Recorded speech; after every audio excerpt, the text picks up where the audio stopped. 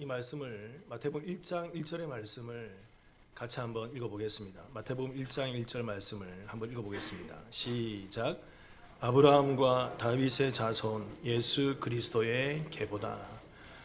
지난주에 서론격으로 이 족보에 대해서, 이 지루한 이 족보에 대해서 말씀을 드렸습니다. 오늘은 좀 더 심화된 그러한 내용들을 좀 설명드리려고 해요. 여기서 말하는 이 계보다라는 이 단어가, 아브라함과 다윗의 자손 예수 그리스도의 계보라라는 이 단어가 헬라어로 이게 비블리오스 게네세오스란 말이에요. 비블리오스 게네세오스, 이게 무슨 말이냐면 계보를 적은 글, 계보를 적은 책이라는 것입니다. 그러니까 이 한 단어에서 우리가 알 수 있는 의미가 뭐냐면요, 마태복음의 족보는 단순한 이름을 나열한 지루한 족보라기보다는 분명한 그 뜻과 의도를 가지고 작성된 글이고 책이라는 것을 나타내고 있다는 거예요. 단순히 이름만 진행되는 내용이 아니라는 것입니다. 여기에는 책의 의미가 있다는 거예요. 여기에는 어떤 주제를 가지고 있는 글의 의미가 있다는 것입니다. 그리고 이 계보라는 단어를 히브리어로는 이것을 톨레도트라고 부릅니다. 따라해 볼게요, 여러분. 톨레도트. 매우 중요한 단어 중에 하나죠. 구약 성경에서 이 톨레도트가 어떤 의미로 쓰였는지를 알면 마태복음 1장 1절을 좀 더 우리가 잘 알 수 있어요. 창세기 5장 1절 제가 한번 읽어볼게요. 이런 말씀이 있습니다. 이것은 아담의 계보를 적은 책이니라. 하나님이 사람을 창조하실 때에 하나님의 모양대로 지으시되. 그러니까 이것은 아담 이후에 나오는 그 아담과 그리고 그 셋과 이 계보를 쭉 내려갈 때 이것은 아담의 계보를 적은 책이다라고 얘기하는 거죠. 단순히 이름을 나열한 그런 족보의 형식이 아니라 이것은 책이라는 거예요. 글이라는 거예요. 어떤 주제를 갖고 있다는 것입니다. 그래서 계보를 적은 책, 이것을 히브리어로 세페르 톨레도트라고 그래요. 계보를 적은 책, 글, 구약이니까 두루마리겠죠. 어떤 의도와 목적을 가진 그런 책의 의미가 더 강한 단어가 이 단어에 담겨 있다는 것입니다. 여러분, 실제로 창세기는요 10개의 톨레도트로 되어 있어요. 그러니까 이 톨레도트라는 그 단어를 연구한 신학자들이 꽤 많이 있는데, 그들이 연구한 바에 의하면 창세기 전체 1장부터 50장까지는 10개의 톨레도트라는 것입니다. 10개의 계보라는 것입니다. 천지 창조의 계보, 또 아담의 톨레도트, 노아 톨레도트, 셈, 데라, 이삭, 야곱, 이런 사람들의 톨레도트로 쭉 이야기가 기록된 책이 창세기라는 거예요. 그러니까 성경에서 족보는 단순한 이름의 나열이 아니라 창세기나 마태복음도 마찬가지로 하나님의 구속사를 담아내고 있는 책이고 글의 의미가 강하다는 것입니다. 그래서 우리가 족보를 바라볼 때 아유 지루한 이름이야, 이름의 반복이야 라고 해서 지루하게 생각하기보다는 전 여러분께 도전드려요. 될 수 있으면 공부해 보세요. 이 족보에 있는 이름들을 연구해 보세요. 그럴 필요가 있습니다. 이제 이 시대는 더욱더 여러분 공부하셔야 돼요. 더욱더 말씀에 대해서 집중하시고 말씀에 대해서 깨어 있으셔야 돼요. 그러니까 이 마태복음의 족보는요 단순한 족보 이상의 하나님의 의도가 담겨 있는 책의 의미가 들어가 있다는 것입니다. 그렇다면 오늘 우리가 나누게 될 이 마태복음의 족보가 전하는 좀 더 심화된, 좀 더 우리 가운데 던져주는 깊은 의미가 무엇이 있을까요? 첫 번째는 이 족보는 다윗이라는 거예요. 이 족보에는 다윗이 드러난다는 것입니다. 마태복음 1장 16절 제가 한번 읽어볼게요. 야곱은 마리아의 남편 요셉을 낳았으니 마리아에게서 그리스도라 칭하는 예수가 나시니라. 그러니까 마태복음의 족보는 엄밀하게 말하면 16절에서 끝이 납니다. 마리아에게서 예수가 나심으로 끝이 나는 거죠. 수동태라 말씀드렸죠, 지난주에. 하나님이 강권적으로 역사하시는 하나님의 신적 수동태입니다. 그런데 그 다음에 이어지는 17절에서는 이 족보에 대한 부연 설명이 기록되어 있어요. 많은 분들이 아마 기억하실 거예요. 이런 설명이 있습니다. 17절 같이 한번 읽어볼까요? 시작. 그런즉 모든 대수가 아브라함부터 다윗까지 14대요. 다윗부터 바벨론 사로잡혀갈 때까지 14대요. 바벨론으로 사로잡혀간 후부터 그리스도까지 14대더라. 그러니까 1절에서 16절까지가 그 족보가 어떤 형식으로 작성되어 있는지를 17절이 부연 설명하고 종합해서 기록해주고 있는 거예요. 그러니까 마태복음 1장의 족보는요, 이 17절을 제대로 해석할 때 그 의미가 정확히 드러난다는 것입니다. 17절이 의미하는 바가 뭘까요? 17절에서 우리 가운데 반복적으로 들어오는 숫자가 있죠. 무슨 숫자가 들어옵니까? 14대, 14대, 14대. 14라는 숫자가 들어옵니다. 아브라함부터 다윗까지 14대고, 다윗부터 바벨론까지 14대고, 바벨론부터 포로기 예수님까지 그 14대로 맞추어져 있는 것이 이 마태복음 1장의 1절부터 16절까지의 족보라는 것입니다. 그렇다면 여러분, 이 14라는 숫자가 14대, 14대, 14대만 이 14라는 숫자가 우리 가운데 던져주는 의미가 뭘까요? 특별히 이 글은 유대인들을 위해 쓴 글입니다. 유대인들이 이 14라는 그 숫자를 볼 때마다 어떤 것을 각인할까요? 신학자들이 이것을 연구했을 때 크게 두 가지로 봅니다. 첫째는 이 14라는 것은 7의 배수라는 거예요. 7의 2배수라는 것입니다. 우리가 잘 알듯이 7이라는 숫자는 하나님의 숫자이고 완전 숫자이며 특별히 안식일부터 이어져 오는 하나님과 관련된 숫자인 것이죠. 그리고 7의 2배수 14라는 것은 신학자들이 이렇게 표현해요. 7보다 더 무게 있는 숫자의 의미가 담겨 있다는 것입니다. 그래서 여러분, 이 7의 반복, 7의 곱은 이 7의 의미보다 좀 더 중요한 것을 담아낼 때 이런 의미로 쓰인다는 거죠. 여러분 아시는지 모르겠지만 마태복음 1장에만 예수님의 족보가 나오지 않습니다. 누가복음 3장에도 보면 예수님의 족보가 나와요. 근데 이 차이가 뭔지 아십니까? 마태복음 1장의 족보는 요셉으로 흘러오는, 아브라함과 다윗과 요셉으로 흘러와서 예수님으로 이어지는 족보이고, 누가복음 3장은 아브라함과 다윗으로 해서 마리아로 이어지는 족보가 바로 누가복음의 족보라는 거죠. 그러니까 마태복음과 누가복음의 족보는요, 차이가 있습니다. 아브라함부터 다윗까지지만 마태복음은 다윗의 아들 솔로몬으로 이어지고요, 누가복음은 다윗의 아들 중에 장자였던 나단으로 이어지는 족보가 바로 이 두 족보의 차이라는 거죠. 자, 이 차이에 대해서는 여기에 대한 이름들과 여러 가지 의미들에 대해서는 제가 나중에 올 말이나 그때 족보에 대한 강의를 할 때 충분히 상세히 설명드리겠습니다. 그런데 누가복음의 족보에는 재미있게도 이 족보에 등장하는 그 이름들이 총 77명이 등장하고 있어요. 7의 반복인 거죠. 7이라는 숫자를 반복해서 하고 있는 것이죠. 왜 그럴까요? 좀 더 무게 있는 의미를 전달하기 위해서 이 숫자를 선택하고 있다는 것입니다. 그러니까 이 둘 다 7이라는 숫자이고 7의 반복과 7의 배수를 설명하면서 하나님의 구속사의 경륜이 이 땅 가운데 진행하고 있음을 이 숫자를 통해서 우리 가운데 담아내고 있다는 거예요. 이게 첫 번째 이유입니다. 두 번째 이유가 더 중요하죠. 항상 두 번째는 이 14라는 숫자가 7의 반복, 7의 배수이기도 하지만 이 숫자는 누구의 숫자일까요? 다윗의 숫자라는 거예요. 유대인들은 또 고대 헬라 사람들은 사람의 이름이나 어떤 특정한 것을 숫자로 표기하는 것을 좋아했어요. 그래서 제가 계시록 강의할 때 설명드렸습니다. 이것을 게마트리아 숫자법이라고 얘기했어요. 계시록 강의할 때 이런 얘기를 들었죠. 666 짐승의 숫자.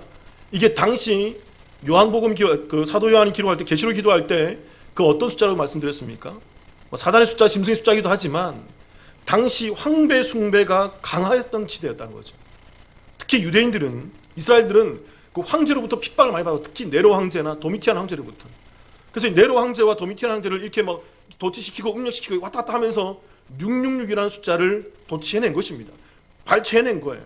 그래서 666 그러면 그 당시에는 네로 황제나 도미티안 황제를 말하는 것입니다. 특별히 요한계시록이 진행되던 그 당시에는 도미티안 황제의 박해가 심했던 거예요.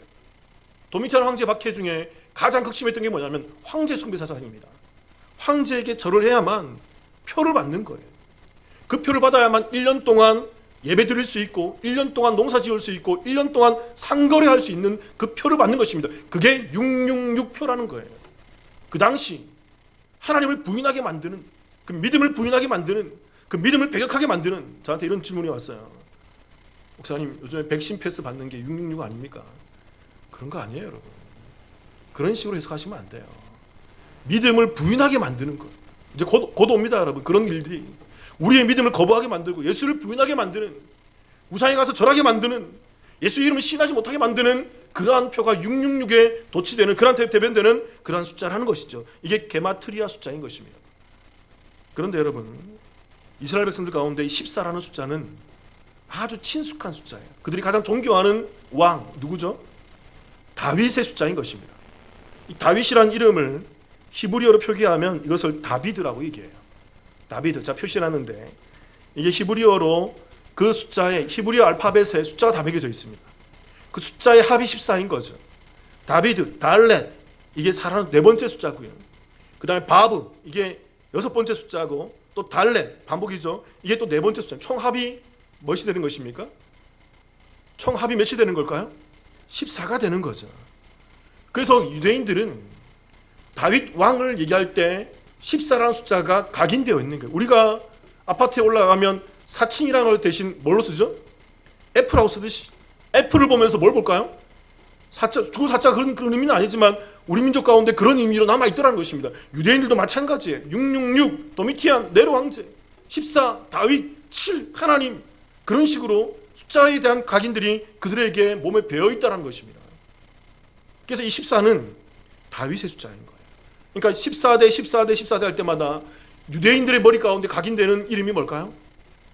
다윗인 거예요. 또 하나, 한 가지 중요한 사실은 뭐냐면요, 마태복음 1장 17절에서 말하고 있는 이 14대 14대 14대 얘기할 때 실제로 유대의 역사를 조사를 해보면 실제 족보는 차이가 있습니다. 14대가 아니에요. 몇 사람이 빠져 있습니다. 그런데 마태는 의도적으로 이 사람의 숫자를 14, 14, 14로 맞춰놓고 있는 거예요. 그러니까 여러분, 마태복음 1장의 족보는요, 역사적 사실이 아니라 의도성을 가지고 기록한 책인 거예요. 어떤 의도와 목적을 가지고 이렇게 기록하고 있다는 것입니다. 왜 그럴까요? 이 14의 숫자가 누구를 상징하기 때문에, 다윗이라는 상징하기 때문에 그 14대의 개수로, 그 14가 3반복하는 그 개수로 누가 오신다는 것입니까? 이 땅에 예수가 오신다는 거예요. 너희들이 다윗 왕 좋아하잖아. 너희들이 민족의 왕, 그 다윗의 왕 좋아하잖아. 그 왕의 계통으로, 그 왕의 혈통으로, 그 왕의 이름으로 이 땅에 예수가 오심을 마태가 드러내고 있다는 거죠. 또 하나 재미있는 것이 하나 더 있어요. 이 마태복음 1장의 족보에 보면, 여러분 이 찾아보신 분들이 인지 모르겠지만, 이게 보였던 분이 인지 모르겠지만 다윗에게만 특별한 호칭이 하나 딱 붙어 있습니다. 마태복음 1장 6절 같이 한번 읽어볼까요? 시작. 이새는 다윗 왕을 낳으니라. 다윗은 우리아의 아내에게서 솔로몬을 낳고. 다윗에게 어떤 호칭이 붙어 있죠? 다른 데는 왕의 호칭이 없어요. 족보 전체 어디에 보더라도 솔로몬도 왕이고, 그 뒤에 나오는 여로보암도 르호보암도 모든 요시아도 우시아도 히스기야도 다 왕이지 않습니까? 솔로몬도 대단한 왕이었잖아요.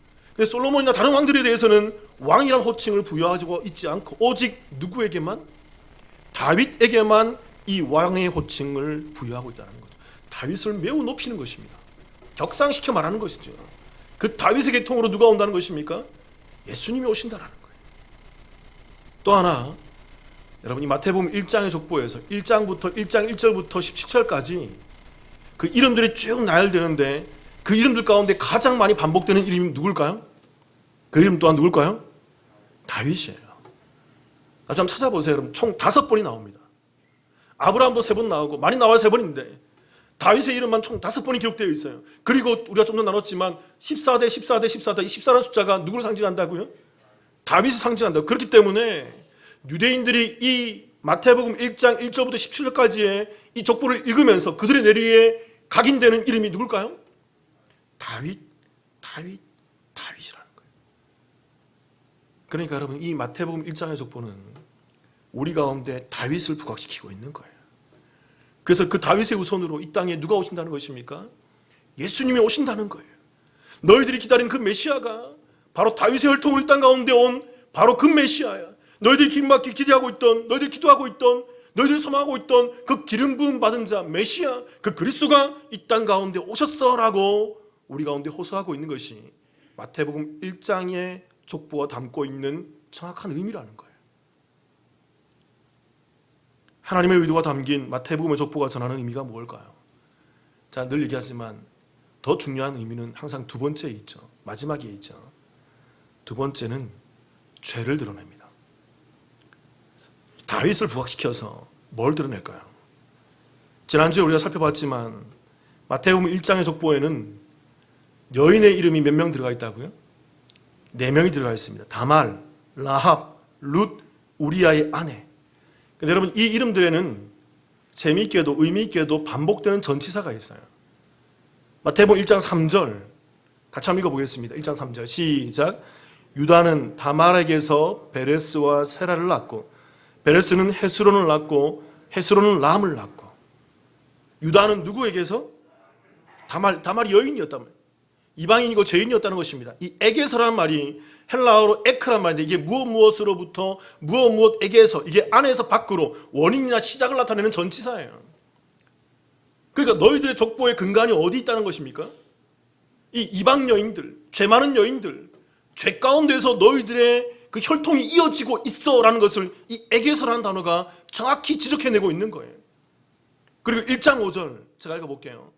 살몬은 라합에게서 보아스를 낳고 보아스는 룻에게서 오벳을 낳고 오벳은 이스를 낳고 라합에게서 룻에게서 계속 반복하면서 너희들의 근원이 어디 있냐? 이 이방 여인이고 이방 땅이며 이방이 핏줄이며 죄 많은 사람들임을 계속 지적하고 있는 것입니다. 마태복음 1장 6절 같이 또 한번 읽어볼게요. 한 번 더 읽어볼게요. 시작. 이새는 다윗 왕을 낳으니라. 다윗 왕은 우리아의 아내에게서 솔로몬을 낳고. 역시 우리아의 아내에게서라고 기록하고 있어요. 다른 이름들에게는, 다른 남성들의 이름에게는 모두 다 누가 누구를 낳고 이렇게 기록되어 있지만 그 여인들을 얘기할 때는 그 여인들이 누가 누구를이 아니라 누가 누구에게서, 근원이 어디에 있냐, 그 전치사 그 에크란 단어를 정확히 지적하면서 너희들의 근원이 여기야, 너희들의 시작이 여기야, 너희들의 처음 출발은 여기서 출발했단다. 다 죄인들이었어. 부정하고 이방인들이었고 그 죄인들의 피를 통해서 너희들이 오는 거야. 그들의 죄를 지적하고 있다는 거죠. 또 하나 여러분, 여기 아주 중요한 의미가 하나 더 있습니다.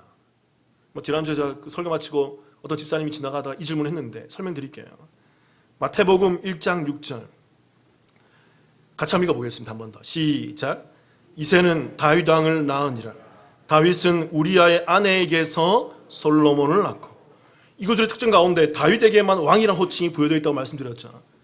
그리고 이 뒤에 이어지는 설명에서 무엇이 보입니까 여러분? 누구의 이름이 보이죠? 이름은 보이지 않지만 누가 보입니까? 밧세바가 보이잖아요.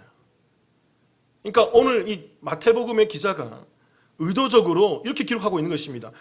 다윗 왕을 낳으니라. 다윗은 밧세바에게서가 아니라 다윗은 누구에게서? 우리아의 아내에게서 솔로몬을 낳았다라고 이해하고 있어요. 여러분, 왜? 다른 여인들은 다 실명에 거론했잖아요. 다말과 라합과 룻은 다 실명 거론했잖아요.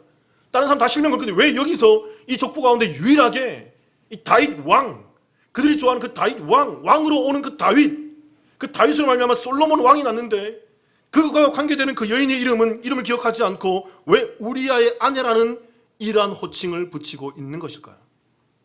유대인들이 모를까요? 유대인들이 밧세바 이름을 모를까? 다 알아요. 그들이 이 우리아의 아내라고 하면 다 안다고, 밧세바 다 안다고, 다윗의 왕으로 통해서 밧세바를 통해서 솔로몬이 왔다는 건 다 안다고요.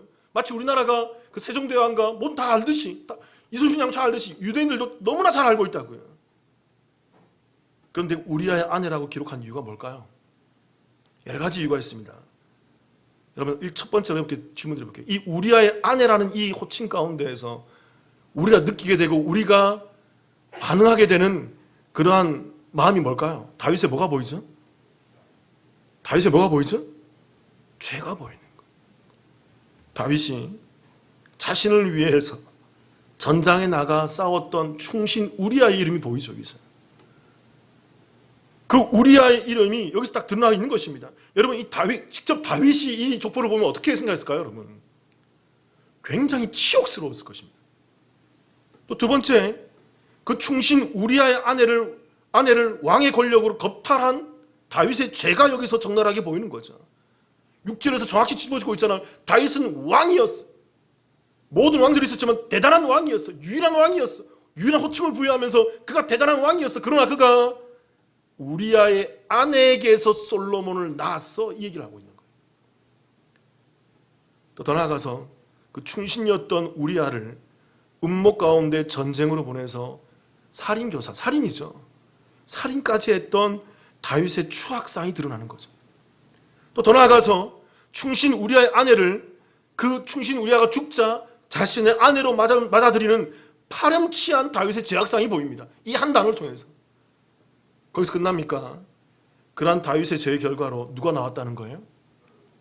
너희들이 두 번째로 좋아하는 왕, 너희들이 대단한 인물로 생각하는 그 솔로몬이 다윗과 그 우리아의 아내의 그 살인과 간음과 부정과 추악한 죄악상을 통해서 이 땅 가운데 그 솔로몬이 나오지 않았니?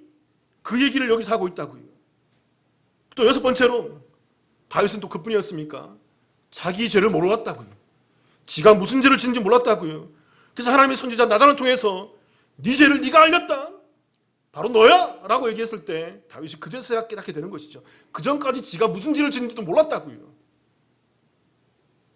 그러니까 여러분, 이 마태복음 1장에 나와 있는 이 족보는요, 철저히 다윗을 드러내고 있지만 다윗의 뭐를 고발하고 있어요? 다윗의 죄악상을 고발하는 것입니다. 그 위대한 다윗이 죄인이라는 거예요. 그 위대한 다윗이 추악한 죄인이라는 것입니다. 마태복음 1장 16절 제가 읽어볼게요. 야곱은 마리아의 남편 요셉을 낳았으니 마리아 뭐에서? 마리아에게서 그리스도라 칭하는 예수가 나으리라. 이 마태복음 족보에는 또 다른 한 여인의 이름이 등장합니다. 엄밀히 말하면 5명의 여인이 등장해요. 이 중에 마리아, 이 마리아도 전치사가 붙어 있어요. 마리아에게서 누가 난다는 것입니까? 예수 그리스도가 난다는 것입니다. 이 에게서라는 단어가 뭘 보여준다고요? 그 죄악을 보여준다고요.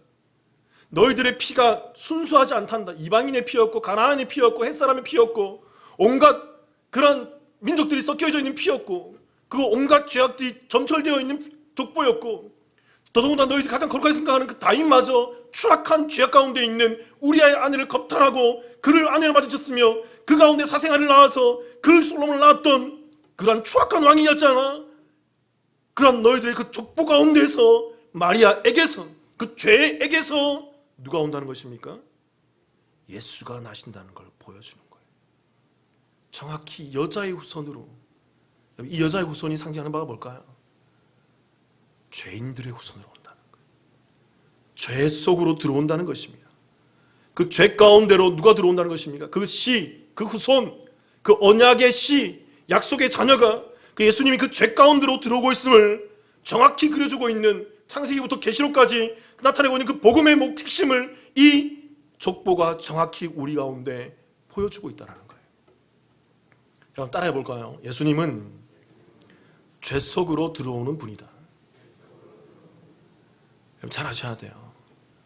성경의 핵심은요, 예수님은 우리 가운데 죄 안으로 들어오신 분이에요. 그 다말에게서, 그 라합에게서, 그 룻에게서, 그 우리의 아내에게서, 그 마리아에게서, 그 다윗에게서, 우리에게서, 우리의 죄 가운데에서 예수가 들어오는 것입니다. 그게 예수예요. 예수의 이름 뜻이 뭐라고요? 자기의 백성들을 그 죄에서 구원할 자라고요. 그 죄를 구원하기 위해서는 죄 가운데 들어와야 하는 것입니다. 그 죄 가운데 예수가 들어와서 그에게로 들어와서 그들의 죄를 덮어주는 것입니다. 그래서 그들이 임마누엘, 하나님을 경험하게 되는 거예요. 나와 함께 하시는 하나님을 경험하게 되는 거예요. 하나님을 경험하지 못하는 이유가 뭐라고요? 예수가 안 되었기 때문입니다. 예수를 경험하지 못했기 때문에 그래요. 이 예배 가운데서 하나님을 경험하지 못하는 이유가 뭘까요? 우선 저는 예배에 마음대로 한 번도 하나님의 음성이 들려오지 않아요. 내 심령 가운데, 내 영혼 가운데 하나님의 음성이 한 번도 들려오지 않아요. 이유가 뭘까요?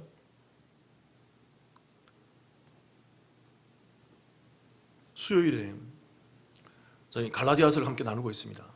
거듭 말씀드리지만 여러분, 우리 교회 성도님들은 좀 수요일날 나와주셔야 됩니다. 특히 재직들은 나오셔야 되고요. 제가 수요일 날은 더 많은 시간을 할애해서 공부를 하고 있어요. 더 성경에 대한 깊이 있는 얘기를 나눠드립니다. 같이 말씀이 전해되는 이 자리 가운데 찾아와서 예배드리길 원해요. 좀 다 별다른 일이 없으면 함께 예배드리길 원합니다. 전 그런 분들이 우리 교회 분들이기를 소망해요. 함께 예배드리고 말씀 나눕시다. 근데 이 수요일날 갈라디아서를 공부하면서 율법주의에 대해서 나누고 있습니다. 율법주의에 대해 얘기할 때 우리의 근원되는 죄 속으로 예수님이 들어와야 함을 설명드리고 있어요. 이번 주도 설명드릴 것입니다. 예수 없이 아무리 많은 착한 일을 한다고 하더라도, 아무리 많은 선한 일을 한다고 하더라도 소용없어요. 아무리 착해봐야, 아무리 선해봐야 다 다윗이고, 다 다말이고, 루시고, 라합이고 그 죄인들이에요. 그 속에 누가 들어와야 돼요? 예수가 들어와야 되는 거예요. 마태복음 5장 21절 22절 자, 한번 읽어볼게요. 옛사람에게 말한 바 살인하지 말라. 누구든지 살인하면 심판을 받게 되리라 하였다 하는 것을 너희가 들었으나 22절 같이 읽겠습니다. 시작. 나는 너희에게 이르노니 형제에게 노하는 자마다 심판을 받게 되고 형제를 대하여 나가라 하는 자는 공회에 잡혀가게 되고 미련한 놈이라 하는 자는 지옥불에 들어가게 되리라. 이 말씀 쉽게 이해되십니까? 생각보다 많은 분들이 이 말씀 이해 못해요. 예수님의 산상순, 예수님이 이 말씀하셨던 설교의 내용을 이해 못한다고요. 이 말씀은 복음을 알아야만 이해가 되는 것입니다. 왜? 나 살인하지 않았는데 왜 나를 살인자로 얘기하지? 왜 나를 형제에게 내가 욕을 했지만 살인하지 않았는데 왜 나한테 살인자라고 얘기하지? 여러분, 이게 말씀이 정확히 복음을 얘기해요. 우리가 겉으로 행위를 하지 않는다 하더라도 그 속이 썩어 있다는 것입니다. 우리가 살인하지 않는다 하더라도 우리는 이미 마음 가운데 형제에 대한 노함을 품고 있다는 거예요. 형제에 대한 미움을 품고 있다는 거예요. 형제를 향해서 라가가 바보, 이 멍텅구리, 이 어리석은 사람, 이 텅 빈 사람, 어리석은 그런 의미잖아요. 형제를 향해서 우리는 무시하고 그를 향해 미워하는 말들을 서슴지 않았다는 것입니다. 여러분, 우리의 속에 뭐가 있다는 거예요? 죄가 있다는 거예요. 이 죄가 해결되지 않으면 살인하지 않았다고 해결되는 게 아니에요. 형제를 향해서 욕하지 않았다고 해결되지 않는 거라고요. 내 안에 여전히 이 죄악이 있다 그런다면 여러분, 내가 살인하지 않았어도 살인자처럼 처벌받는 것입니다. 내가 살인하지 않았더라도 살인자처럼 징계를 받는 거예요. 하나님께 대해서. 이 죄 가운데 누가 들어와야 되는 거예요? 예수가 들어와야 되는 거예요. 그게 복음이에요. 하나 더 볼까요, 여러분? 마태복음 5장 27절 28절 제가 읽어볼게요. 또 간음하지 말라 하였다는 것을 너희가 들었으나 28절 시작. 나는 너희에게 이르노니 음욕을 품고 여자를 보는 자마다 마음에 이미 간음하였느니라. 이 말씀에 자유하신 분이 있나요? 목사인 저도 자유하지 않아요. 어느 누구도 이 말씀에 자유할 사람이 아무도 없는 것입니다. 우리는 다윗의 죄를 지적하면서 어찌 그럴 수 있니? 어떻게 살인하고 그 간음하면서 대표적인 이 두 구절에 해당되는 사람이잖아요. 그 살인과 그 간음할 수 있어? 어떻게 그 추악한 모습을 가질 수 있어? 그렇게 지적하지만 여러분, 성경이 우리를 고발해요. 너희가 간음하지 않았더라도 마음 가운데 음욕 품고 있으면 네가 다윗이야. 너희가 살인하지 않았더라도 네 마음 가운데 미움이 가득하고 노함이 있다면 네가 다윗이야. 네가 살인했고 간음했으며 너는 그 죄를 용서할 수 없어. 왜? 네 속에 그 죄가 가득하거든. 죄의 근원이 있거든. 성경의 용어대로 네 속사람은 죄악 덩어리거든. 그 속에 누가 들어와야 되는 것입니까? 예수가 들어오는 거예요. 그래서 예수님이 이 땅 가운데 오시는 것입니다. 그 많은 여인들의 후손으로, 그 많은 다윗들의 후손으로, 그 여자의 후손으로 이 땅 가운데 오셔서 우리들에게 진정한 회복과 그 치유를 베풀어 주시는 것이죠. 우리의 속사람을 변화시켜 주는 것입니다. 우리의 죄악을 덮어주는 거예요. 너는 죄악을 지었지만 죄 짓지 않았단다. 너는 추악하지만 추악하지 않단다. 너는 다윗이지만 너는 구원받을 다윗이야. 그 죄를 덮어주는 것이 예수의 이 땅 가운데 오심이라는 것입니다. 그렇게 사랑하는 성도 여러분, 우리는 이 지루한 족보를 통해서 우리는 예수를 볼 수 있어야 돼요. 복음을 들을 수 있어야 돼요. 예수가 보이지 않고, 예수가 선포되지 않고, 예수가 나타나지 않는, 드러나지 않는 그 모든 지루한 곳에서 나와서 우리는 예수를 보고, 예수를 듣고, 예수를 말하며, 예수를 누리며, 예수를 전하는 우리의 삶이 되어야 한다고요. 지난주에 제가 설교 말미에 뉴욕 타임스퀘어 처치의 목사인 카터 컬런 목사님의 그 설교의 일부를 말씀을 드렸습니다. 그 9.11 사태 때 무너지는 빌딩을 향해 들어가는 그 경찰관과 소방관의 심정으로 예수가 없는 곳에서 달아나오시라고, 예수가 외치지 않는 그 교회에서 달아나오시라고, 예수가 선포되지 않는 그 복음의 자리에서 도망 나오시라고, 예수가 없는 곳에서 뛰쳐나와서 복음으로 살아갈 것을 외치는 그 목사님의 설교를 인용해 드렸어요. 정확히 우리 한국에서 이와 정확히 상반되는 일이 있었어요. 2014년 4월 16일 아시는 분들이 있죠. 전라도 진도에서 한 배가 침몰하고 있습니다. 그때 그 뱃속에서 다음과 같은 안내 방송이 나왔어요. 가만히 있으세요. 괜찮아요. 괜찮아요. 가만히 있으세요. 자리를 이탈하지 마세요. 그대로 가만히 있으세요. 그때 가만히 있었던 사람들 어떻게 했습니까? 가슴 아프지만 가만히 있어서는 안 되었던 것입니다. 사랑하는 성도 여러분, 복음이 들르지 않는 이 지루한 세상 가운데에서 가만히 계시지 마시기 바랍니다. 복음이 선포되지 않는 이 지루한 세상 가운데에서 여러분 가만히 있지 마시기 바라요. 복음이 없는 그 자리 가운데에서 여러분 가만히 그대로 있지 마시기 바랍니다. 여러분 이탈하시고 나오세요. 복음으로 나오세요. 복음을 듣고 말하고 복음으로 말미암아 그 모든 것을 나를 변화시키는 그 죄 가운데 예수가 임하는 그 복음으로 말미암아 나를 갱생시키고 나를 기경시키며 예수로 말미암아 임마누엘 하는 저와 여러분의 삶이 되시기를 주님의 이름으로 축원합니다. 같이 한번 기도하시겠습니다.